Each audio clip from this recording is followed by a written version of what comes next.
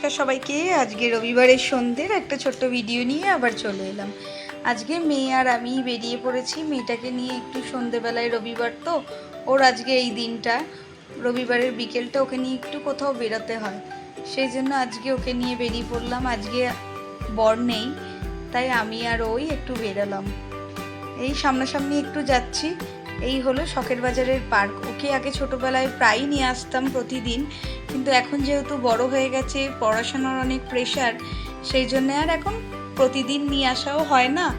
Sunday করে তারপরে নিয়ে আসতাম, এখন সেটাও হয় না। তো এখন অনেক দিন পরেই এই শখের বাজারের পার্কে আবার নিয়ে এলাম। তার মধ্যে হচ্ছে তো এত বৃষ্টি, সেই জন্যই ভাবলাম সামনাসামনি কোথাও নিয়ে যান। বৃষ্টির জন্যই আজ পার্কের বাচ্চাও অনেক কম। রবিবারের দিনটা বৃষ্টি না থাকলে প্রচুর পার্কে ভিড় হয়। এই ওর একটা ফেভারিট জিনিস পেয়ে গেছে গিয়েই, সেটা হলো এই দোলনাটা। এই দোলনাটা পেলেও আর কিছু চায় না, গিয়ে আগেই দাঁড়িয়ে পড়ে দোলনাটার জন্য। দেখুন, আর এই স্লাইড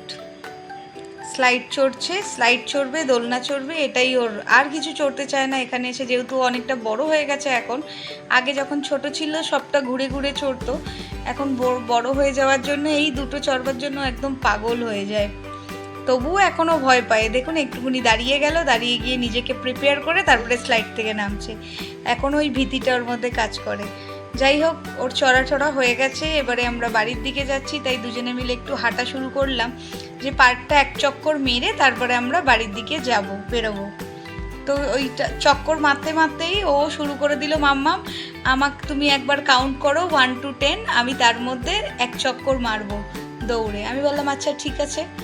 তো রেডি গেট সেট গো বলাতেই ও একদম দৌড়ে চলে যাচ্ছে। আমি তো আর ওর পেছনে দৌড়াতে পারি না, তাই ও যাচ্ছে, আমি ওর পেছনে ভিডিও করতে যাচ্ছি। তারপরে এক টাইমে অনেকটা স্পিডে দৌড়েও চলেই গেল।